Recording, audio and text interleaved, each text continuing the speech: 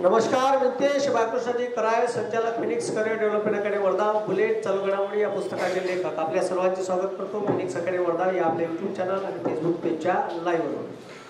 आपण पाहून राहिलो होतो भारतीय टॅक्स प्रणाली. का शिकलो याच्यात? भारतीय राज्यघटनेच्या कलम 265 नुसार भारत सरकारले लोकांवर टॅक्स आकारण्याचे अधिकार प्राप्त झाले आहे. कोणत्या कलमानुसार? भारतीय राज्यघटनेचं कलम 265. टॅक्स हे सक्तीचे देणे आहे. ज्या व्यक्तीवर टॅक्स लावण्यात येतो तो जर टॅक्स भरत नसेल तर ते कायद्यानं काय गुन्हा आहे. सरकार आपल्या डेव्हलपमेंट म्हणजे विकास कामासाठी एक पैशाचा सोर्स म्हणून टॅक्स कलेक्ट करू शकते असं भारतीय संविधानात सांगितलं आहे. म्हणून टॅक्सचे आपण प्रकार पाहिले. टॅक्सचे प्रकार पाहिले: प्रत्यक्ष कर, अप्रत्यक्ष कर, ठीक आहे, विशिष्ट कर, एकमुखी कर आणि बहुमुखी कर. जे कर इनडायरेक्टली सरकारले जाते, ठीक आहे, दॅट इज कॉल्ड अप्रत्यक्ष. तुम्ही डायरेक्ट सरकारच्या नड्यात ओतता, प्रत्यक्ष कर. मग प्रत्यक्ष कर कोणते कोणते? बोमला कंपनी कर, इन्कम टॅक्स, संपत्ती कर, ठीक आहे, देणगी कर, मालमत्ता कर, यात्रा कर, बाजार कर, पाणीपट्टी कर, दिवाबत्ती कर. हे काय काय डायरेक्ट टॅक्स आहे. काय हा. मग त्याच्यानंतर आपण पाहिले, ठीक आहे, इनडायरेक्ट टॅक्स. इनडायरेक्ट टॅक्स म्हणजे इनडायरेक्ट लोकांकडून, ठीक आहे, एकाकडून दुसऱ्याकडे, दुसऱ्याकडून तिसऱ्याकडे, तिसऱ्याकडून चौथ्याकडे, मग सरकारकडं असा जर जात असेल तर व्हॅल्यू ॲडेड टॅक्स, उत्पादन शुल्क, मग त्याचं झालं जीएसटी, ठीक आहे, हे सर्व टॅक्स, सेल टॅक्स. त्याच्यानंतर आपण पाहिलं जकात कर. हे सर्व कर काय काय इनडायरेक्ट टॅक्स. इनडायरेक्ट टॅक्स हे इनडायरेक्टली सरकारपाशी जाते. म्हणून हे सरकारचे सोर्स ऑफ इन्कम आहे. अनेक वेगवेगळ्या क्षेत्रातून सरकारले पैसे येते आणि हा पैसा सरकार लोकांच्या डेव्हलपमेंटसाठी, मग तो आरोग्यासाठी खर्च करत, तुम्हाला रस्त्यासाठी खर्च करत, पिण्याच्या स्वच्छ पाण्यासाठी खर्च करत, जलसिंचन म्हणजे धरण बांधण्यासाठी खर्च करत. पण तुम्ही दिलेला पैसा कुठं खर्च करावा हे तुम्ही सरकारले ज्ञान पाजू शकत नाही. सरकारले स्वातंत्र्य असते का तुमच्या आलेल्या पैशातून तो पैसा कुठं खर्च करावा. तुम्ही सरकारवर कोणतेही बंधन घालू शकत नाही का ह्या आलेला पैसा कुठं आणि कसा खर्च करावा. समजलं का? मग त्याच्यानंतर आपण पाहिलं, ठीक आहे, डायरेक्ट टॅक्सेस चालू केले. बरोबर आहे.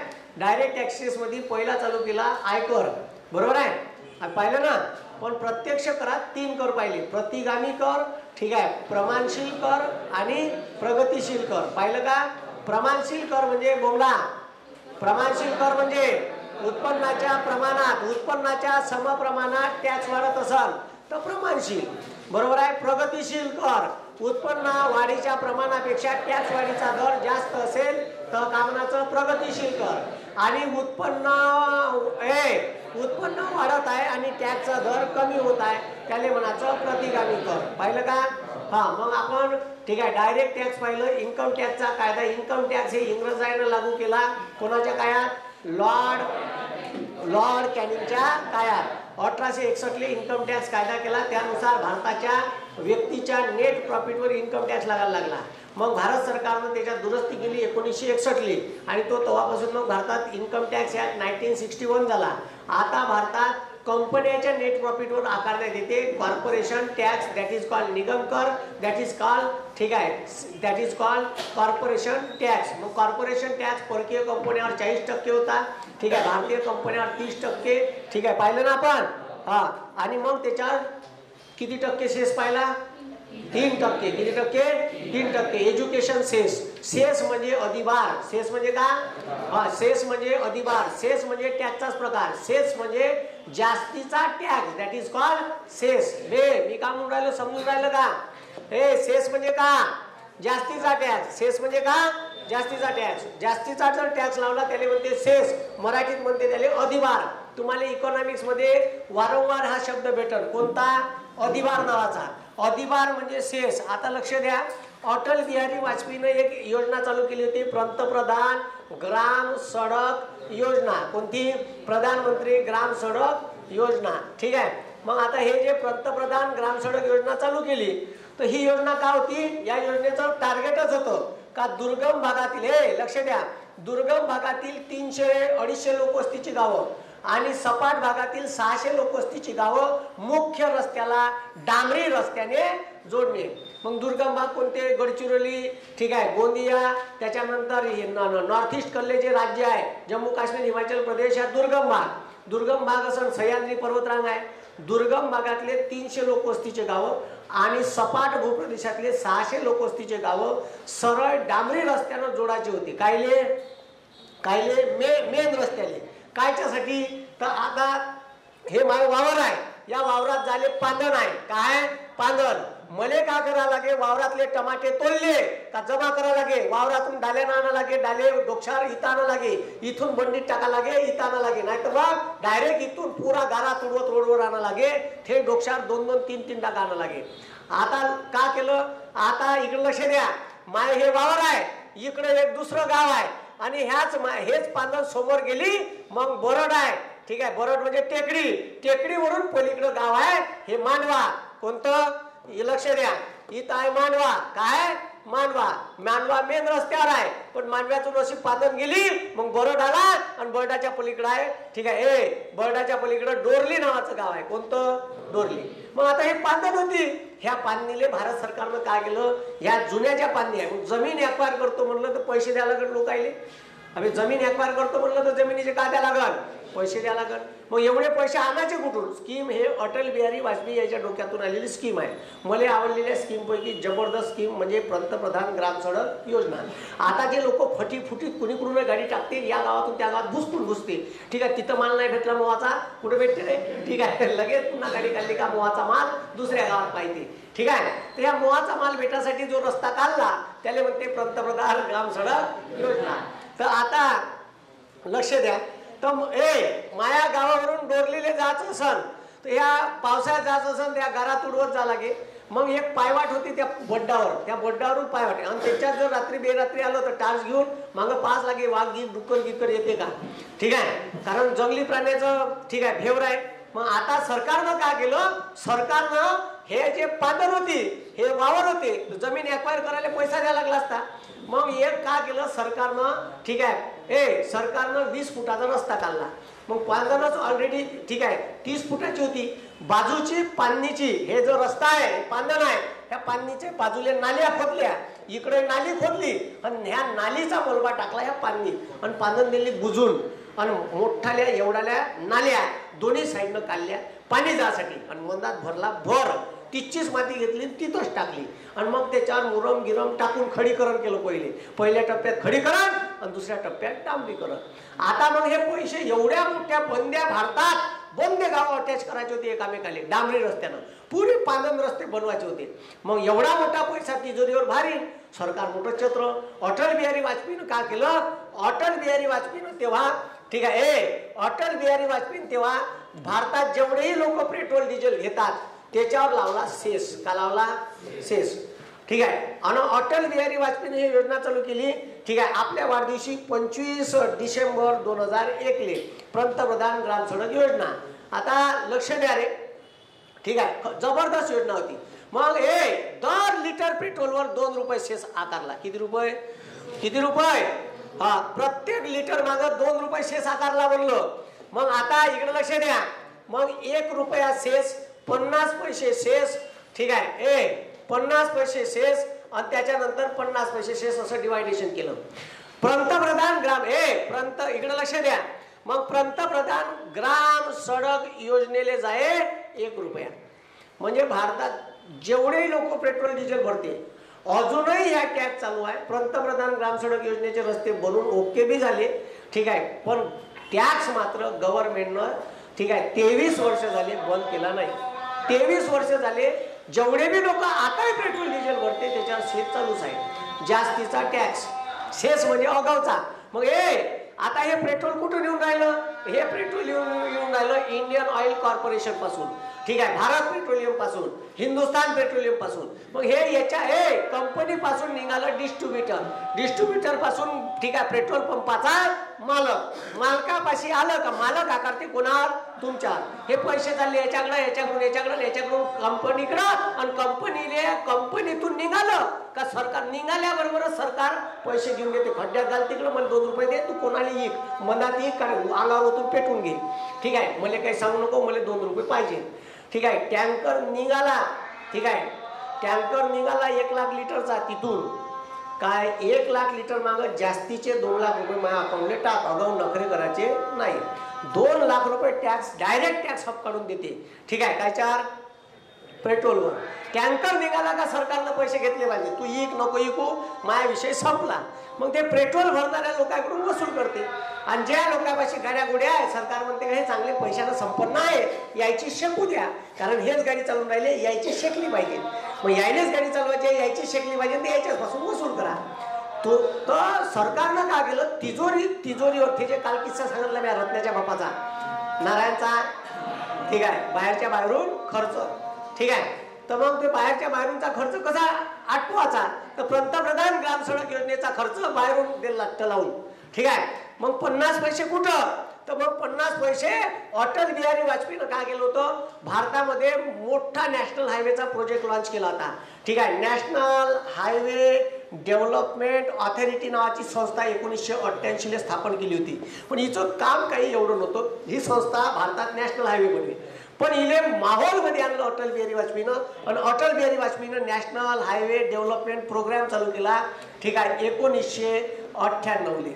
ठीक आहे, आपल्या हयातीत जबरदस्त प्रोग्राम लॉन्च केला, नॅशनल हायवे डेव्हलपमेंट प्रोग्राम. ठीक आहे, आणि बंद्या भारतातले पहिले 6 रस्ते अटल बिहारी वाजपेयीनं घेतले. ठीक आहे, पहिले तर घेतला गोल्डन क्वाड्रिलॅटरल. ठीक आहे, मुंबई ते दिल्ली, दिल्ली ते कलकत्ता, कलकत्ता ते चेन्नई, चेन्नई ते, ठीक आहे, चेन्नई ते मुंबई. आणि एक घेतला पूर्व पश्चिम कॉरिडोर. ठीक आहे, पूर्व पश्चिम कॉरिडोर. ठीक आहे, हाजिरा टू हल्दिया. आणि एक घेतला श्रीनगर ते कन्याकुमारी. ठीक आहे, हे मेन पहिले 4 रस्ते 6 लेनचं करायचं ठरवलं. आता तर 8 लेनचे होणार आहे. किती लेनचे? 8 लेन. 4 गाड्या इकडून जाईल, 4 गाड्या तिकडून येईल. ठीक आहे, खतरनाक रस्ते बनवले. मग अटल बॉम्ब भ्रष्टाचारी संस्था आहे कोणती, हे हिच्यात भ्रष्टाचार एक पोट्ट नवीन लागलं होतं. ठीक आहे, IES होतं, इंडियन इंजिनिअरिंग सर्व्हिसेस. ते लय इमानदार होतं. त्यांना पंतप्रधान कार्यालयात पत्र लिहिलं का या योजनेत असा भ्रष्टाचार आहे, करोडो रुपये खाते. तर त्याला माहिती आहे का, बिहारचं होते, त्याला पाटणा रेल्वे स्टेशनवर दिल्लीहून आल्यावर उतरल्याबरोबर मारला. त्याने डायरेक्ट मारला, बंदुकीच्या गोळीने उडून टाकला. ठीक आहे, तो तुम्ही कदाचित सत्यमेव जयते यूट्यूबवर प्रोग्राम असेल आमिर खानच्या सत्यमेव जयतेमध्ये त्याची स्टोरी दाखवली आहे. ठीक आहे, का किती भ्रष्टाचार चालते पाहिजे व्यवस्थेत. त्यानं तो भ्रष्टाचार उघडकीस आणण्याचा प्रयत्न केला व्यवस्थेतल्या माणसानं. तर व्यवस्थेच्या विरोधात चालला होता, त्याला मारून टाकलं, डायरेक्ट मारलं, इंजिनियरने मारलं. मोठा IES म्हणजे मोठी एक्झाम आहे. भारतातला सर्वोच्च इंजिनियर IESच्या परीक्षा होती, इंडियन इंजिनिअरिंग सर्व्हिसेस. UPSC सारखीच परीक्षा होती, UPSCच कंडक्ट करते. तर भारत सरकारच्या नॅशनल डेव्हलपमेंट, ठीक आहे, हायवे ऑथॉरिटीमध्ये लागला होता तो मोठा. त्याला मारून टाकला रे, त्यानं भ्रष्टाचार बाहेर काढतो. म्हणजे आता त्याचं लेटर PMO ऑफिसला गेलं होतं. PMO ऑफिसला लेटर उघडणारा माणूस काही पंतप्रधान स्वतः नाही राहत ना, खेबी साले खावडीच होते ना. त्यानं खबर दिली का हे पत्र कोण पाठवलं. मग ते पुरी खबर पंतप्रधानाला माहीतच नाही, भलत्यालाच माहीत होऊन त्यानं तिकडंच त्याचा गेम करून टाकला. अरे हे तर आपल्याला खाऊ नाही दे ना. ठीक आहे, म्हणजे 10 जण खाणारे ह्या 1 जण ऑपोजिटमध्ये, तर त्याचा गेम करून टाकला. इतके बदमाश लोक आहे. मग आता लक्ष द्या रे, मग 50 पैसे अटल बिहारी वाजपेयी म्हणे का 50 पैसे नॅशनल हायवे डेव्हलपमेंट प्रोग्रामला जाईल. ठीक आहे, आणि मग उरलेले 50 पैसे कुठं जाईल, तर उरलेले 50 पैसे, ठीक आहे, नॅशनल हायवेच्या दुरुस्तीवर जाईल. कायच्यावर जाईल? नॅशनल हायवेच्या दुरुस्तीवर. 1 रुपया कुठं जाईल? ठीक आहे, पंतप्रधान ग्राम सडक योजना. तर हे अजूनही ह्या सेस चालू आहे. अजूनही ह्या सेस चालू आहे. सर्वसामान्य माणसावर सेस चालू आहे. ठीक आहे, याले म्हणते, ठीक आहे, पेट्रोल सेस. काय म्हणते? Petrol cess. जास्तीचा टॅक्स पेट्रोलवर उत्पादन शुल्क आहे. पेट्रोलवर GST नाही, पेट्रोलवर उत्पादन शुल्क 140%, तो वेगळा. आणि ह्या टॅक्स ह्या 2 रुपये पर लिटर मागं वेगळ्या. आणि आजही चालू आहे, ह्या बंद केलेला नाही. That is called cess. कोण्या सरकारनं नाही केला. हॉप काढणं चालूच आहे लोकांना, सुस्तीच नाही. पहिलेच पेट्रोल वाजवून आहे ते वेगळी गोष्ट. त्याच्यानंतर महाराष्ट्रात मनात लातूरले दुष्काळ पडला होता, विदर्भातली दुष्काळ होता, ट्रेननं पाणी आणलं होतं, माहित आहे का. तर ते ट्रेननं पाणी आणलं तेव्हा बमाल खर्च लागला सरकारले. तर तो दुष्काळ जाग्यावर आणण्यासाठी पेट्रोलवर महाराष्ट्र शासनानं दुष्काळ करा काढला. दुष्काळ कर 11 रुपये. किती रुपये?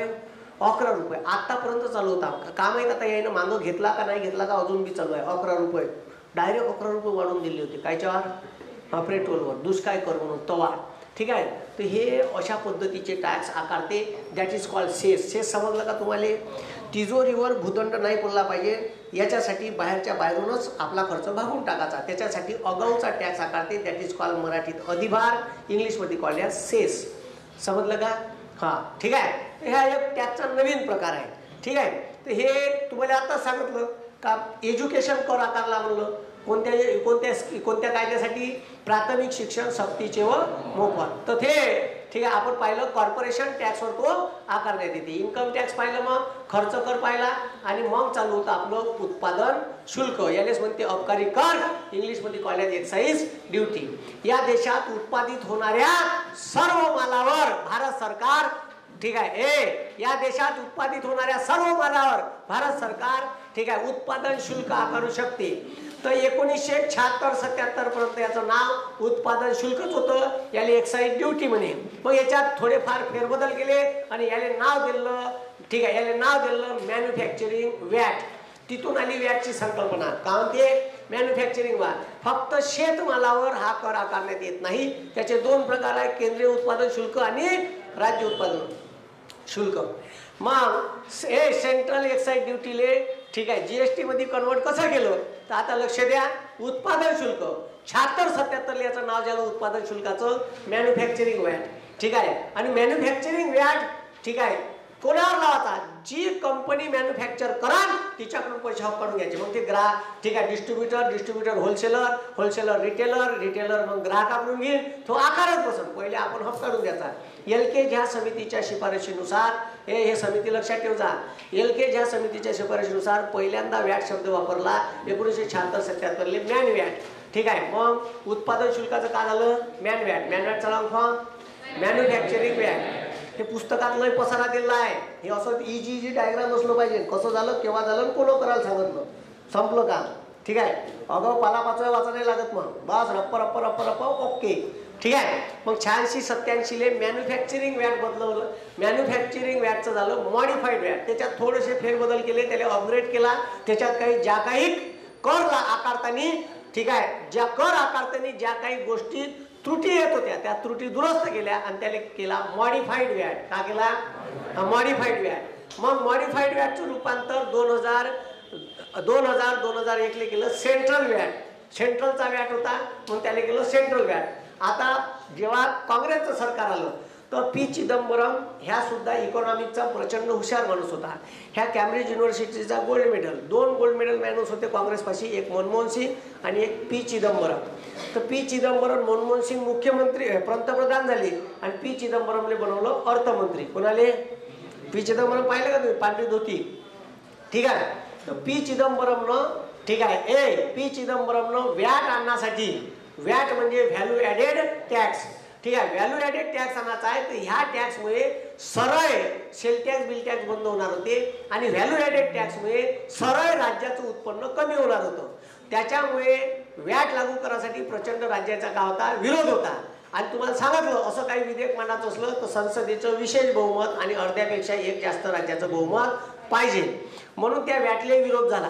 ठीक आहे. मग काही जे लोकांचा ठीक आहे राज्याचे प्रॉब्लेम होते ते प्रॉब्लेम सॉर्ट आउट केले आणि व्हॅट कायदा लागू केला. ठीक आहे. मग आता लक्ष द्या. मग सेंट्रल व्हॅट आला आणि मग ठीक आहे 2002 साली व्हॅट ऍक्ट व्हॅल्यू ॲडेड ठीक आहे व्हॅल्यू ॲडेड ऍक्ट हा कायदा 2002 साली संसदेत मांडला. पण ठीक आहे मांडला आणि कायदा पारित बी झाला. पण टॅक्सची पद्धती का राहील याच्यासाठी 3 वर्ष भांडणं चालले. किती वर्ष?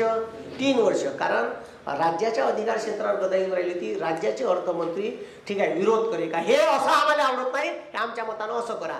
मग चर्चा ठीक आहे चर्चा पे चर्चा, चाय पे चर्चा, कधी नाश्ते पे चर्चा, कधी जेवण पे चर्चा. ठीक आहे. चर्चा चालल्या. किती वर्ष? 3. आणि मग 1 एप्रिल 2005 नवीन ठीक आहे नवीन इकॉनॉमिकल इयरले व्हॅट लागू झाला आणि व्हॅट लागू करायची शिफारस केली होती राजा चलैया समिती. कोणती समिती? हा ठीक आहे. पहिल्यांदा मॅन्युफॅक्चरिंग व्हॅट एलकेच्या ठीक आहे आणि फक्त व्हॅटची शिफारस केली. ठीक आहे. भारतात व्हॅट कायदा झाला 2002 पण लागू झाला 1 एप्रिल 2005 3 वर्षानं. कोणत्या समितीच्या शिफारशीनुसार? राजा चलैया. मग आता लक्ष द्या, मग आता त्याचा विषय काय झाला, 2006 जीएसटी कायदा मांडण्यात आला, पण मात्र 10 वर्ष चर्चा चालली. किती वर्ष? मनमोहन सिंगाचं सरकार होतं तेव्हा विरोध करणाऱ्यात नरेंद्र मोदी बी होता. कायच्या? जीएसटीचा. बापू सत्तेत आल्याबरोबर ठीक आहे त्याचा विरोध डायरेक्ट गायब झाला.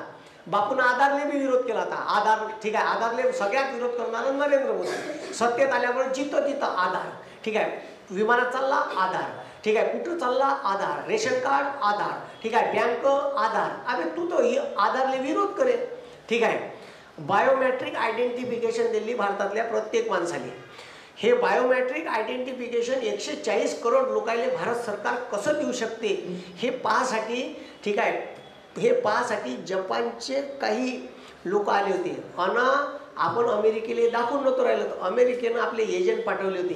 का एवढ्या मोठ्या 140 कोटी लोकांना बायोमेट्रिक ठीक आहे आयडेंटिफिकेशन कसं देऊ शकते, आणि जर डाटा मिसमॅच झाला तर अशी कोणती आहे व्यवस्था बनवली. तर मनमोहन सिंग पंतप्रधान असताना मनमोहन सिंगांनी ठीक आहे इन्फोसिसच्या बॉडीमधला एक माणूस उचलला ठीक आहे, त्याचं नाव आहे नंदन निलेकनी. नंदन निलेकनी ठीक आहे, तर इन्फोसिस ज्यानं स्थापना केली, भारतातली दुसरी क्रमांकाची सॉफ्टवेअर कंपनी आहे TCS नंतर, ते ठीक आहे इन्फोसिसच्या स्थापनेत ठीक आहे सुधा मूर्ती, नारायण मूर्ती, नंदन निलेकनी, फणीश शेखर आणि शिबूलाल हे 5 लोक होते.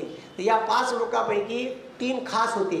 3 खास सुधा मूर्ती, नारायण मूर्ती आणि नंदन निलेकनी. तर नंदन निलेकनी आता झालं रिटायरमेंटला आला होता. त्या वयात त्याने उचलला, त्याने चर्चेले बोलावलं दिल्लीले. त्याने म्हणे मनमोहन सिंग का भारतातल्या प्रत्येक माणसाला बायोमेट्रिक आयडेंटिफिकेशन द्यायची आहे आणि त्याचा डाटा एक युनिव्हर्सल आयडेंटिफिकेशन नंबर आहे जो त्याचा कुठेही लागेल. बिलकुल त्या नंबरवरून तो कोण माणूस आहे हे ओळखाली.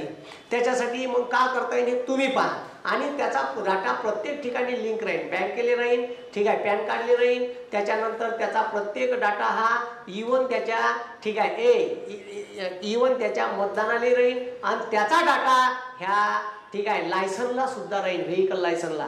सगळे म्हणजे कुठं बी गेला, एखाद्यानं डुप्लिकेट लायसन जर आणलं तर काही दिवसानं डायरेक्ट मशीनाच येणार आहे ठीक आहे स्कॅनिंगच्या. तुमचे 2 डाटे घेतले, बोटाचे ठसे घेतले आहे आणि डोळे घेतला आहे माहित आहे ना. बस एखाद्यानं याची गाडी पकडली अजितची आणि अजितनं डायरेक्ट जर मला दाखवलं हे सर ठीक आहे माझं आहे माझ्यापाशी लायसन पाहू दे ठीक आहे. मग आता याचा स्कॅन केला, याच्यावर नाव दिसत आहे ठीक आहे सुरेश गणपतराव वाघमारे. लगेच डोळ्या स्कॅन केला अजित पवार ठीक आहे, तर लगेच याचा डाटा दिसन ठीक आहे. याचा डोळा स्कॅन केला, याचं नाव सांगेल ओरिजिनल, कारण यानं आधारवर ओरिजिनल टाकलाय आणि हे काय दाखवत आहे डुप्लिकेट. सापडला या 12च्या भावात गेला मग ठीक आहे, समजलं का. डायरेक्ट स्कॅन केला, बोटाचे ठसे तरी 5 ठीक आहे 5-6 महिन्यानं 6 वर्षानं बदलते, पण ठीक आहे डोळ्या नाही बदलत. डोळ्या कुठं जाणार आहे, सापडलं. बायोमेट्रिक आयडेंटिफिकेशन दिलं ठीक आहे. काही देशामध्ये फेस रेकग्निशन आहे, डायरेक्ट तुम्ही विमानतळावर गेले डायरेक्ट तुमचा चेहरा स्कॅन करते, रपकन स्कॅन करून ओळखते हां नितेश कराय.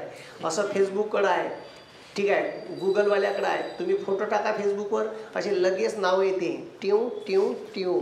ते जर तिथं नोंद असन त्याची, तुम्ही जर अकाउंट काढलं असन तर लगेच असं नाव येते म्हणलं असं टच केल्याबरोबर फोटोवर ठीक आहे. तर तुमचं नाव असं फेस रिकग्निशन सिस्टीम आहे. मग काही देशाकडे चायनाकडे आहे ते, मग आपण फेस नाही घेतली, आपण डोळ्याचे घेतले आणि ठीक आहे हाताचे ठसे घेतले, समजलं का. आणि ते एवढी खतरनाक राबवली आपण, पण त्याला पहिले विरोध झाला ठीक आहे. सुप्रीम कोर्टाने सांगितलं का प्रत्येक ठिकाणी आधार कंपल्सरी करू नका, पण सरकारनं थोडं आधार नेलं एंट्रिंग पाजत लोकांनी ठीक आहे. आधारमुळे एखादा माणूस एखाद्या योजनेपासून ठीक आहे आधारमुळे एखादा माणूस एखाद्या योजनेपासून ठीक आहे दूर राहता कामा नये. जर आधारमुळे त्याला जर एखाद्या योजनेचा लाभ भेटत नसन तर ठीक आहे याला जबाबदार सरकार नाही. आधार जरी नसन तर त्याला पर्यायी रेशन कार्ड द्या, मतदानाचं कार्ड द्या, पण ते घ्या. मी का म्हणलो समजलं का. हां ठीक आहे, तर हे समजून घ्या तुम्ही मी का म्हणून राहिलो ठीक आहे. तर म्हणून ठीक आहे ते खतरनाक राबवलं. म्हणून ते काँग्रेसच्या काळात जे ठीक आहे लोक होते त्यानं बरोबर छानू माणसं काढले आणि भारतामध्ये तुम्हाला 12 अंकी नंबर दिला ठीक आहे. आम्ही नंबर दिला ना, ठीक आहे. बे 12 अंक आहे त्याच्यात. MPSC प्रश्न विचारला आधार कार्ड, जेव्हा आधार लागू झालं तेव्हा प्रश्न आला होता आधार कार्डवर किती अंकी नंबर तुम्हाला मिळतो. अरे यार सालं माहीतच नाही. ठीक आहे, कोणच पाहिले नाही किती अंकी आहे. 12 अंकी आहे. किती आहे? 12. ठीक आहे. मग तुम्ही सगळे लोक, सगळ्याची आयडेंटिटी वेगवेगळी आहे. सगळ्याचे चेहरे वेगळे, केस वेगळे, डोळे वेगळे, डोळ्याच्या भुवया वेगळ्या, सगळ्याची आयडेंटिटी वेगळी आहे का नाही. पण देवानं तुम्हाला सगळ्याला अलग अलग बनवलं आहे. You are unique. तुम्ही जगात युनिक आहे. तुमच्यासारखं जगात कोणी नाही. जर सारखे केले असते, सारखे चेहरे, सारखे फेस, तर मग असे शिक्के मारा लागले असते. ठीक आहे. समजलं का? आधार नंबर नाही तर मग असा कोड असता, कोड. तो बारकोड नाही राहत का वस्तूवर, स्कॅन केला का रपकन. मग आता लक्ष द्या रे. तर भारतामध्ये लक्ष द्या रे. आता जो एक्साईज ड्युटी होता, जे उत्पादन शुल्क होतं, राज्य उत्पादन शुल्क आणि केंद्रीय उत्पादन शुल्क, हे दोन्ही टॅक्स एकत्र केले आणि एकत्र टॅक्स करून जीएसटी आणला. आणि GST goods and service tax त्याचा लॉंग फॉर्म आहे. त्याला तुम्ही गब्बर सिंग टॅक्स सुद्धा म्हणू शकता. तर ह्या गुड्स अँड सर्व्हिस टॅक्स आहे. तो वस्तूवर वेगळा कर आणि सेवावर वेगळा कर आकारण्यात येत होता. पण कधी कधी कोणत्या वस्तू होय आणि कोणत्या सेवा होय हे सरकारने समजत होतं. त्याच्यामुळे टॅक्स अलग अलग असल्यामुळे कोणता टॅक्सचा दर आकाराचा याच्यात सरकार कन्फ्यूज होत होतं. म्हणून सरकारनं डायरेक्ट जीएसटी आणला, गुड्स अँड सर्व्हिस टॅक्स. याले म्हणते धबधबा परिणाम. तो धबधबा परिणाम ठीक आहे टॅक्स मधला काढला आणि मग डायरेक्ट लिस्टा जाहीर केल्या. 5% टॅक्स या वस्तूवर लागल. ठीक आहे. त्याच्यानंतर 12% टॅक्स या वस्तूवर लागल, 18% या वस्तूवर आणि 28% या वस्तूवर. तर आता लक्ष द्या. मग जीएसटी साठी अर्ध्या रात्री अधिवेशन बोलावलं होतं जीएसटी लागू करासाठी. ह्या कायदा पारित झाला 2/3 संसदेच्या बहुमतानं आणि अर्ध्यापेक्षा एक जास्त राज्याच्या. जेव्हा 16व्या राज्याची सही झाली, बापू खुश आणि बापून लगेच बोलावलं संसदेचं संयुक्त अधिवेशन. अर्ध्या रात्री 12 वाजता बोलावलं. 12 वाजता तिथं लोक ठीक आहे बंदे खासदार ठीक आहे लोकसभा आणि राज्यसभेतली. 1 जुलै 2017च्या मध्यरात्रीपासून भारतामध्ये तारीख लक्षात ठेवजा. हे मी विचारते जीएसटी का केला, लागू केला. जीएसटी मध्ये आता सेल टॅक्स बी टाकला, राज्याचा व्हॅट बी टाकला आणि सगळे पैसे आता जीएसटीचे कोण कलेक्ट करते माहिती आहे का? पहिले केंद्र सरकार आणि मग राज्याचा वाटा देते अर्धा. जीएसटीचं कलेक्शन झाल्याच्या नंतर राज्याला भल्लो प्रेमानं घेतलं मोदीनं. चोपकाय चापकाय घ्या ठीक आहे, काही टेन्शन बरोबर देतो, तुम्ही टेन्शन घेऊ ना. ठीक आहे, तुम्हाला 50,000 कोटी रुपये वर्षाचं अनुदान देईन, तुमचा तोटा भरून निघासाठी 3 वर्ष. मग हे असं चोपकाय चापकाय करून खुश केलं आणि दिलं पेलून गुपचाप सह्या करून घेतल्या आणि मग गोल गोल फिरवलं कोरोनाच्या काळात बापूनं. तर असं आहे. तर हे भारतात ठीक आहे व्याट वस्तूवर होता आणि सेवेवर 14.2% टॅक्स होता. हे सगळे अलग अलग ठीक आहे व्याटचे दर होते आणि वस्तूवर होता 14 सेवावर होता 14.2. कधी कधी सरकार कन्फ्यूज होय का हे वस्तू होय का सेवा होय. मग त्याला 8% आकाराचा, 12% व्याट आकाराचा का 14.2% सेवेचा दर आकाराचा. कारण एखादी सर्व्हिस होय का वस्तू होय हे समजे नाही. ठीक आहे. आणि मग आता भारत सरकार फॉरेनच्या कंपन्याला सॉफ्टवेअर बनवून देते. का बनवून देते?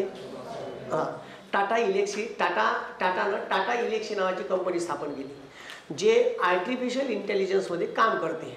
मग स्पेशल टाटाची जे TCS आहे, TCSचे सायंटिस्ट मागच लागून आहे. नवीन ज्या कार येऊन राहिल्या आता, मग त्या मर्सिडीज बेंजच्या असो का BMWच्या असो, त्याच्यात जे नवीन हायटेक फ्युचर येऊन राहिले.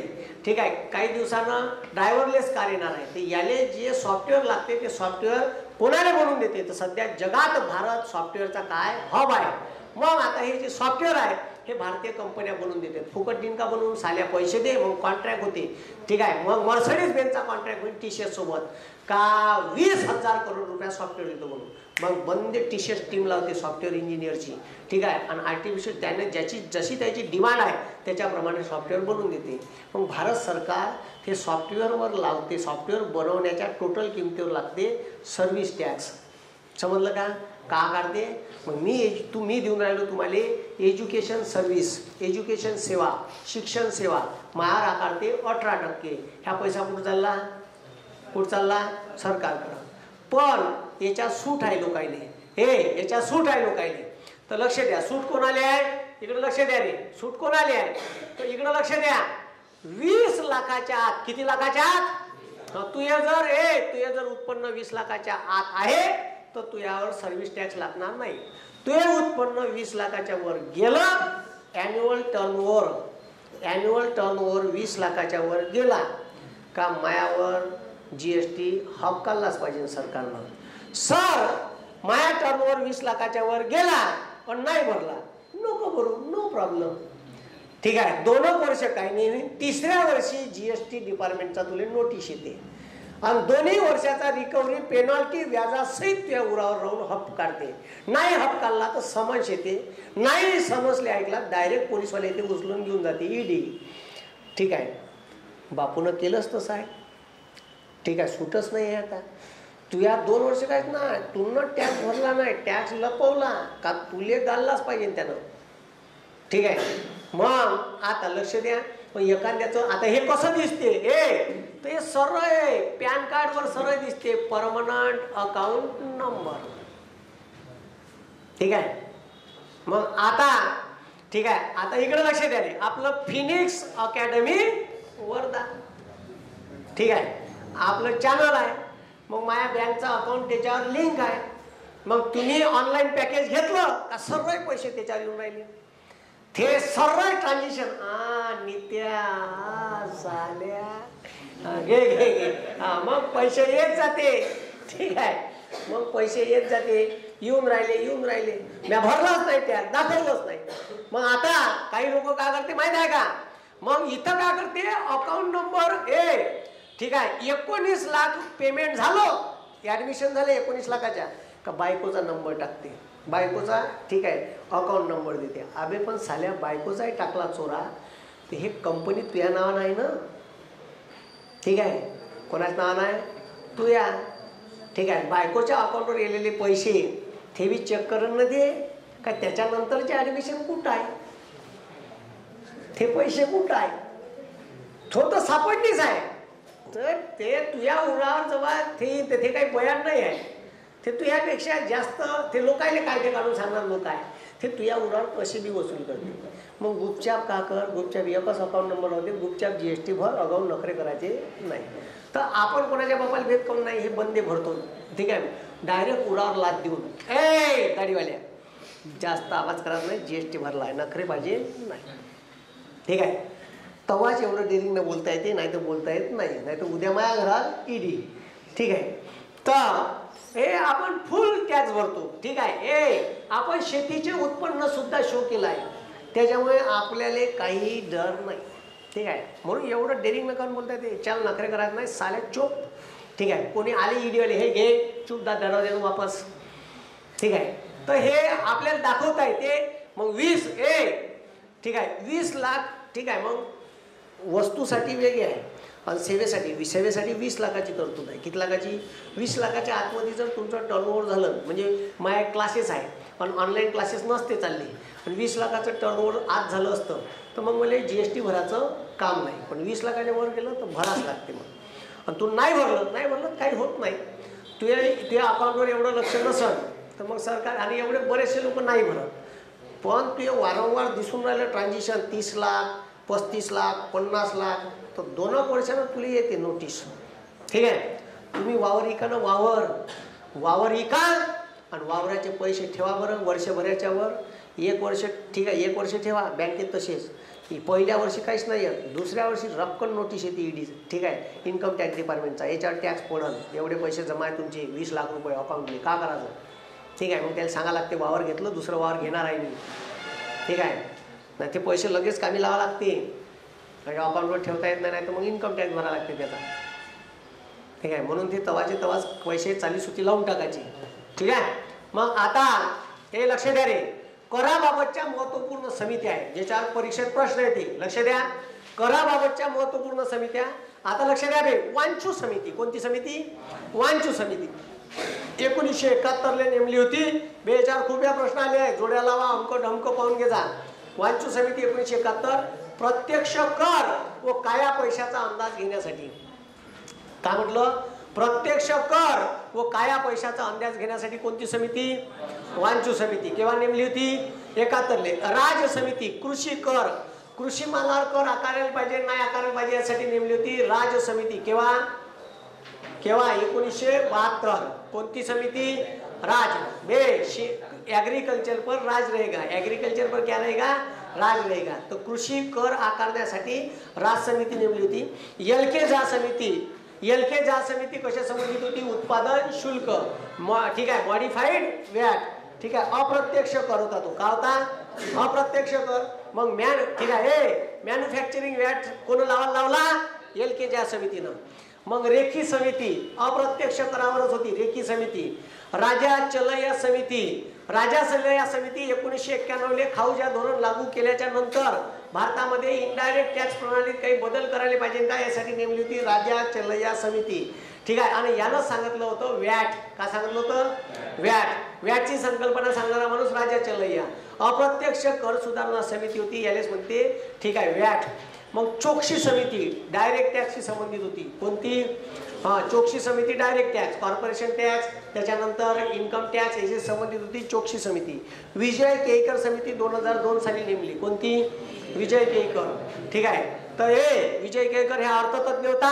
विजय केळकर समिती 2002 साली प्रत्यक्ष कर सुधारणा समिती होती. कोणती होती? प्रत्यक्ष कर म्हणजे डायरेक्ट टॅक्स साठी, ठीक आहे, समिती नेमली होती विजय केळकर.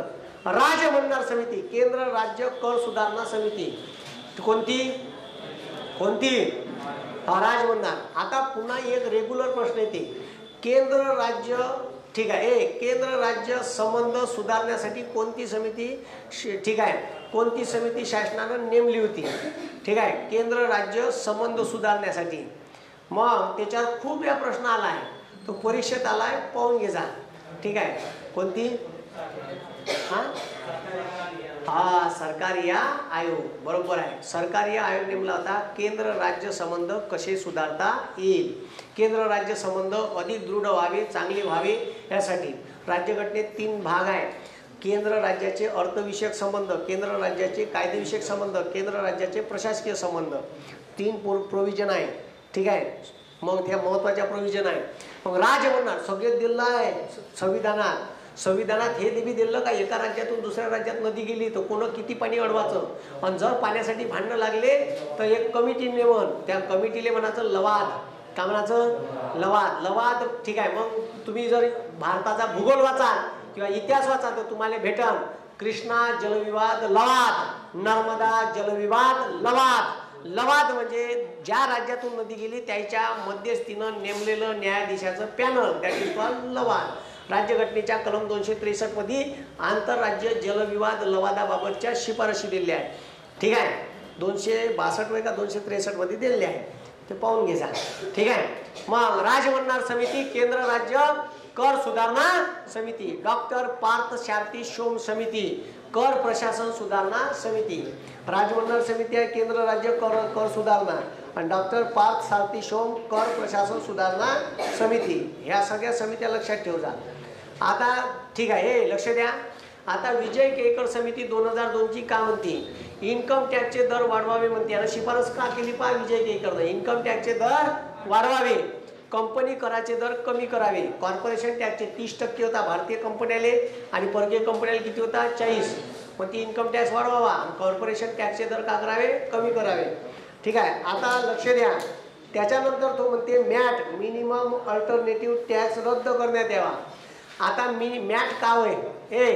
मॅट नावाचा एक नवीन टॅक्स सुरू केला होता मनमोहन सिंगनं. ठीक आहे. तर मॅट म्हणजे का? तर मिनिमम अल्टरनेटिव्ह टॅक्स. आता काही कंपन्या का करते? कॉर्पोरेशन टॅक्स मधून सूट मिळवण्यासाठी अनेक, ठीक आहे, अनेक सुटीचे प्रकार दाखवते. आम्ही इथं, ठीक आहे, आम्ही हे समाजसेवेचं काम केलं, आम्ही अमक केलं, आम्ही ढमकं केलं. कंपन्या का करते? कंपन्या टॅक्समधून सूट घेण्यासाठी इकडून तिकडूनचे रस्ते शोधते. जर अशी टॅक्समध्ये बेनिफिट घेतलं असन आणि तो टॅक्स, ठीक आहे, ते कंपनी टॅक्समध्ये इकडून तिकडून प्रोव्हिजन करून आपलं उत्पादन कमी दाखवत असन, ठीक आहे, तर त्याने मुरगडासाठी नवीन टॅक्स आणला. ठीक आहे. Minimum alternative tax. पण जे लोक टॅक्स बेनिफिट घेते इकडून तिकडून, समजलं का? आता लक्ष द्या. टॅक्स बेनिफिट कायले म्हणते? हे लक्ष द्या रे. टॅक्स बेनिफिट कायले म्हणते? इकडं लक्ष द्या. टॅक्स बेनिफिट कायले म्हणते? हे इकडे लक्ष द्या, टॅक्स बेनिफिट काय म्हणते. मग इकडे लक्ष द्या, आपण इन्कम टॅक्स पाहिला त्या दिवशी, पाहिला ना हे भाऊ, त्या दिवशी इन्कम टॅक्स पाहिला. कुठं गेलं इन्कम टॅक्स? हा मिटवलं का बे? हा हे पहा, आता त्या दिवशी आपण इन्कम टॅक्स पाहिला. ठीक आहे. मग इथं पहा, त्या दिवशी इन्कम टॅक्स पाहिला. ठीक आहे. 0 ते 2.5 लाखापर्यंत 0% टॅक्स लागणार नाही. 2.5 ते 5 लाखापर्यंत 5%, 5 लाख ते 10 लाखापर्यंत 20%, 10 लाखाच्या वर 30%. मग आता लक्ष द्या, आता लक्ष द्या. ठीक आहे. मी त्या दिवशी तुम्हाला सांगितलं का माझं टोटल उत्पन्न किती होतं ते बघा. टोटल उत्पन्न होतं 14 लाख. किती लाख? 14 लाख घेतलं होतं ना. हा 14 लाख रुपये. किती लाख रुपये? 14 लाख. आता इथं लक्ष द्या रे, आता म्हणजे 14 लाखावर टॅक्स. ठीक आहे. इकडे लक्ष द्या, 2.5 लाखापर्यंत 0. ठीक आहे. मग 2.5 लाख ते 5 लाखापर्यंत 2.5 लाखावर 12,500. ठीक आहे. आणि त्याच्यानंतर ठीक आहे, सॉरी 6,20,000 घेतलं होतं. किती लाख? 6,20,000 घेतलं होतं. 6,20,000वर टॅक्स. तर 6,20,000 उत्पन्न दाखवलं. टोटल टॅक्स किती पडत आहे मला? 36,500 रुपये. हे त्या दिवशी काढून दाखवलं तुम्हाला. ठीक आहे. आता 6,20,000 रुपये माझ्या नेट प्रॉफिट दाखवलं इन्कम टॅक्सचं. मला टॅक्स किती पडत आहे? किती? 36,000. किती? 36,000 रुपये. किती पडत आहे? 36,000. आता याच्यात मला इन्कम टॅक्स मध्ये बेनिफिट भेटते. किती लाख रुपयापर्यंत? 1.5 लाख. किती लाखपर्यंत? 1.5 लाख. ठीक आहे. मला 1.5 लाखाचं बेनिफिट भेटणार आहे कायच्यामध्ये? इन्कम टॅक्समध्ये. पण मी त्या 1.5 लाख कुठे इन्व्हेस्टमेंट करायला पाहिजे? तर इन्कम टॅक्स रिटर्न. ठीक आहे. इन्कम टॅक्स ॲक्ट नुसार. ठीक आहे. 80C कॉलम आहे. 80C कॉलम म्हणजे इन्कम टॅक्समध्ये सूट. मग तुम्ही जर विमा काढला असेल तर 1.5 लाखापर्यंत विमा काढला असेल. ठीक आहे. वर्षभराचे 1.5 लाख रुपये विम्यात भरत असेल. किंवा मग तुम्ही एखादा प्लॉट घेतला असेल तर कर्ज घेतलं असेल. ठीक आहे. तर त्या कर्जात सूट भेटते. मग ते पैसे इन्कम टॅक्समधून डिडक्ट होते. का होते? डिडक्ट. ते पैसे तुम्हाला टॅक्समध्ये भरायचं काम नाही. समजलं का? That is called tax benefit. का म्हणते? हां. तर 1.5 लाखापर्यंतच बेनिफिट आहे. 1.5 लाखाच्या वर बेनिफिट नाही. मग हे जे इथं लक्ष द्या, 6,20,000 आहे. याच्यातून 1.5 लाख का होईल? का होईल? मायनस. मग माय प्रॉफिट किती झालं? माय प्रॉफिट किती झालं? नेट प्रॉफिट मधून 1.5 लाख गेले. माय प्रॉफिट किती झालं? करा. ठीक आहे. अबे करा, किती झाले? 4,70,000. किती लाख? हा मला 6,20,000वर इन्कम टॅक्स पडणार नाही. कितीवर पडल? 4,70,000. काहून? तर 1.5 लाखाचं का भेटलं मला? बेनिफिट भेटलं. का भेटलं? हा. मग आता 4,70,000चा डायरेक्ट टॅक्सच कमी होते. मग 2.5 लाखापर्यंत 0. आणि वरचं उरले किती? वरचं उरले 2,20,000. ठीक आहे. 2,20,000 टॅक्स किती पडत आहे? 5%. किती होईल? 2,20,000. ठीक आहे. 2,20,000 किती? 5% किती? अबे ठीक आहे. 2,20,000वर ठीक आहे किती इन्कम टॅक्स पडत? 5%. ठीक आहे. अबे किती पडल? हा 11,000 का 1100? अबे 1 लाखावर पडन 2.5%, 2,500. ठीक आहे. वरच्या 1 लाखावर 2,500, 5,000 झाले. आणि 20,000वर 10,000वर 250, 500. ठीक आहे. किती झाले? 5,500 रुपये. किती पडल? फक्त बरोबर आहे ना? 2.5%. 5,500 रुपये झाले ना. बयाड मग घेऊ.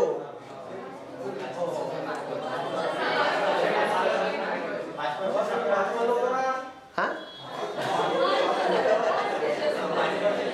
अरे बाबा 1 लाखावर 5% आहे वाटते. 5%. 2.5%. हा.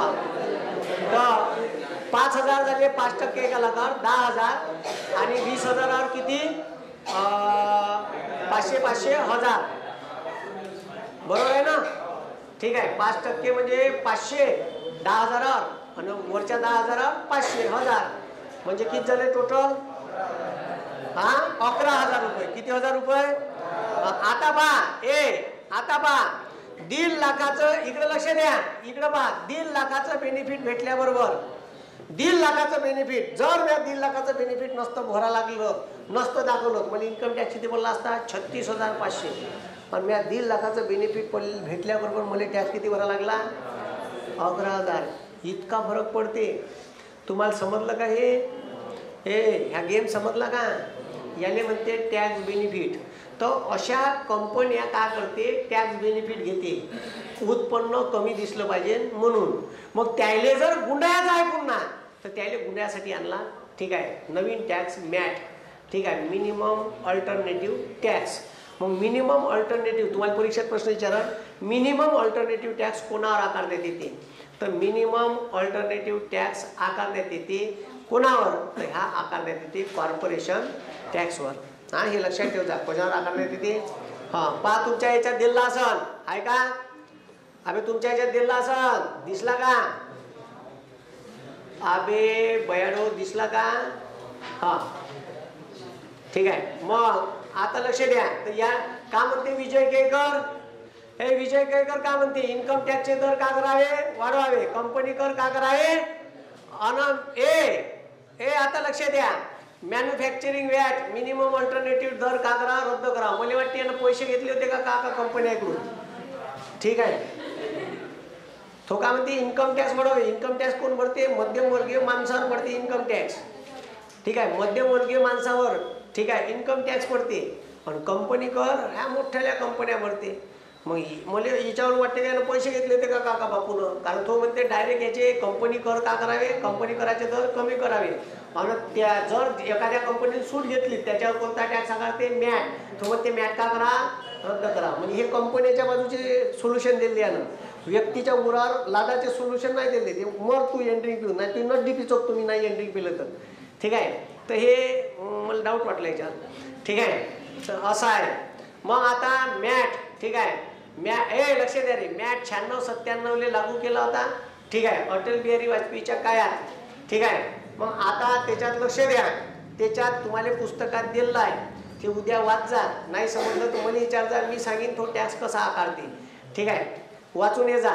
ठीक आहे, त्या टॅक्स कसा आकारते. ठीक आहे, तर त्या टॅक्स आकारण्याची पद्धती दिलेली आहे त्याच्यात पुस्तकात. ते वाचा. नाही समजली तर मला विचारा. ठीक आहे, मग त्याच्यानंतर जकात कर. जकात कर कायच्यावर आकारते म्हणलं? बॉर्डरवर. कायच्यावर आकारते? सीमेवर. राज्याच्या सीमेवर सुद्धा जकात कर आकारता येते आणि देशाच्या सीमेवर सुद्धा आकारता येते.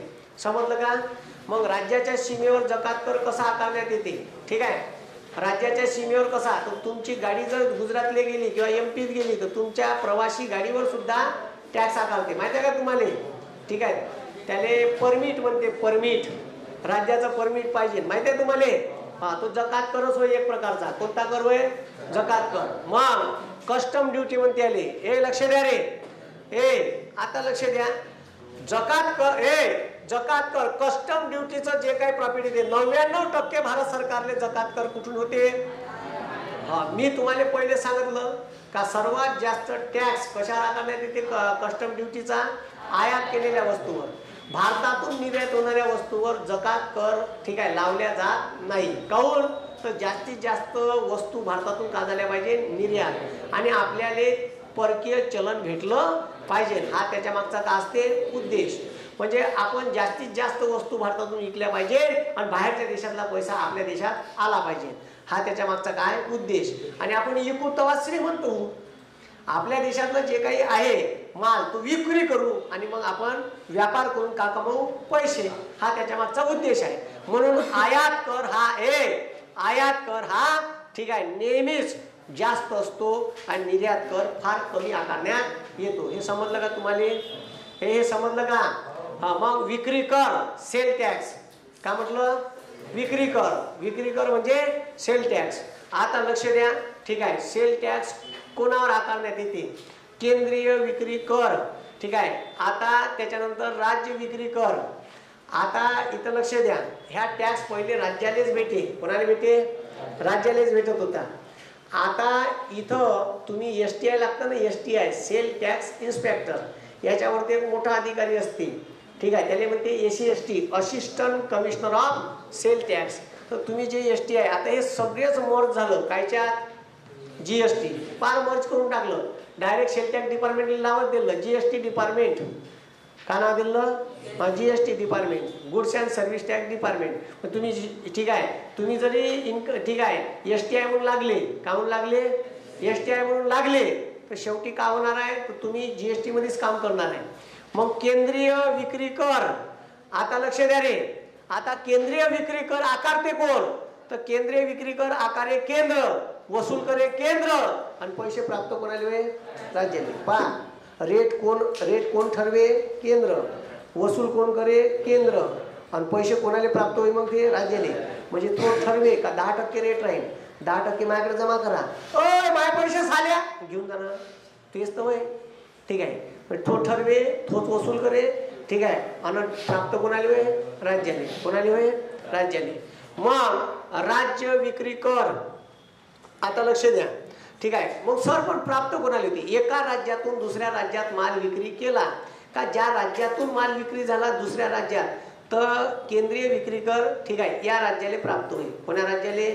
ज्यानं माल विकला. समजलं का? ज्यानं माल विकला त्याले, ठीक आहे, त्याले तो टॅक्स प्राप्त होईल. पहा त्याच्यात दिलं सर पुस्तकात दिलाय. ठीक आहे, पहा ना दिलाय पुस्तकात. ठीक आहे, पहा तिथं दिलं आहे विक्री कर वस्तूच्या विक्रीवर लावण्यात येतो. एका राज्यातून दुसऱ्या राज्यात विक्री केल्यास हा कर लागतो. त्याची आकारणी केंद्रामार्फत केली जाते. उत्पादन ठीक आहे, उत्पादन ज्या राज्यातून विक्री होते त्या राज्याला मिळते. त्याच्यानंतर राज्याचा विक्री कर, विक्री जर राज्याच्या राज्यातच झाली असेल तर हा कर लागू होतो. जर राज्याच्या राज्यात एका जिल्ह्यातून दुसऱ्या जिल्ह्यात माल विकला, ठीक आहे, एका जिल्ह्यातून येतं काय, एका जिल्ह्यातून दुसऱ्या जिल्ह्यात माल विकला तर का लागू होते? राज्य विक्री कर. मग राज्य विक्री कर केंद्र ठरवते, राज्य वसूल करते, राज्याला भेटते. पण ह्या केंद्रीय विक्री कर केंद्र ठरवते, केंद्र वसूल करते, प्राप्त कोणाला होते? राज्याने. समजलं का? याले म्हणते सेल टॅक्स. सेल्स म्हणजे विक्री, विक्री केला का आकारते. ते समजलं का? सेल टॅक्स म्हणजे का? विक्री केल्यावर आकारण्यात येते. ठीक आहे, त्याचे दोन प्रकार, केंद्रीय विक्री कर, राज्य विक्री. हे सगळे आता मर्ज केले कायच्यात? GST. सब हे इनडायरेक्ट टॅक्स आहे. पहिले सर्व्हिस टॅक्स. सर्व्हिस टॅक्स व्यक्ती किंवा संस्थेवर आकारण्यात येतो. ठीक आहे, पहिले तर याचा दर 50% होता, पार आणला दाबत. आता लक्ष द्या. ठीक आहे, सर्व्हिस टॅक्स जेव्हा राज्यघटना लिहिली तर राज्यघटनेत सर्व्हिस बिर्व्हिस नाही होत्या, फक्त वस्तूवर टॅक्स आकाराचं होतं. भारत सरकारनं घटनेत दुरुस्ती केली. 88वी घटना दुरुस्ती 2003 ले. 2003 ले सर्व्हिस टॅक्सला ठीक आहे संवैधानिक दर्जा मिळाला. कोणत्या घटना दुरुस्तीनं? 88वी घटना दुरुस्ती. ही घटना दुरुस्ती लागू झाली 94-95 ले, जम्मू काश्मीर राज्य सोडून. ठीक आहे, 88वी घटना दुरुस्ती. आता लक्ष द्या रे. आता लक्ष द्या. मग लक्ष द्या रे, तोपर्यंत असाच इलिगल चालू होता ह्या टॅक्स. एक दोन लोकांना केस टाकला का कायद्यातच नाही तर तुम्ही टॅक्स कसे वसूल करता. मग 88वी घटना दुरुस्ती केली. ठीक आहे, आणि 2003 ले मान्यता भेटली त्या घटना दुरुस्तीले. तेव्हा कुठं संविधानात मर्ज झाली म्हणजे आली. राज्यघटनेत कलम 268A नवीन कलम जोडलं या घटना दुरुस्तीना. हे विचारते बरं परीक्षेत, सर्व्हिस टॅक्सची घटना दुरुस्ती कोणती आहे सांगा. 88वी घटना दुरुस्ती, घटनात्मक दर्जा भेटला सर्व्हिस टॅक्सले. टॅक्स आकारण्यात आला 94-95 पासून. ठीक आहे, राज्यघटनेत 88व्या घटना दुरुस्तीनं 268A कलम जोडलं जे सर्व्हिस टॅक्सशी संबंधित आहे. 7व्या अनुसूचीच्या केंद्र सूचीमध्ये 92C नावाचा नवीन विषय टाकला, सर्व्हिस टॅक्स. काय म्हणलं? केंद्राची जी सूची आहे, लिस्ट आहे, केंद्राची लिस्ट विषयाची. मी तुम्हाला सांगितलं ना, केंद्राचे विषय आहे, राज्याचे विषय आहे आणि समवर्ती विषय आहे. तर केंद्राच्या विषयात 88व्या घटना दुरुस्तीनं केंद्राच्या सूचीमध्ये 92C हा विषय नव्याने जोडला. ठीक आहे, म्हणजे 88व्या घटना दुरुस्तीनं राज्यघटनेत कलम 268A सर्व्हिस टॅक्सची नवीन कलम जोडलं. त्याच्यानंतर केंद्र सूचीत 92C नावाचा पॉईंट टाकून त्याच्यात सर्व्हिस टॅक्सची नोंद केली का हा विषय केंद्राचा राहील याचा. ठीक आहे, म्हणजे केंद्राच्या सूचीत जोडलं म्हणजे याच्यावर सर्व्हिस टॅक्सवर कायदे करण्याचा अधिकार कोणाला राहील? केंद्राने. राज्याचा ह्या टॅक्स राहणार नाही. केंद्र ठरवण, केंद्रच वसूल करणं, केंद्रच हप काढणं. ठीक आहे, कोणता टॅक्स? Service tax. कोणावर आकारण्यात येतो? व्यक्ती व संस्थेवर. ज्या सेवा दिन, आता फिनिक्स अकॅडमी संस्था आहे, ही का देत आहे? सेवा.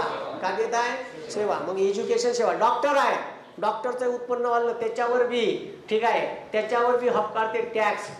ठीक आहे, त्या टॅक्सले काय म्हणते तर त्या टॅक्सले म्हणते आरोग्य सेवा, वाहतूक सेवा, प्रवासी सेवा, दूरसंचार सेवा.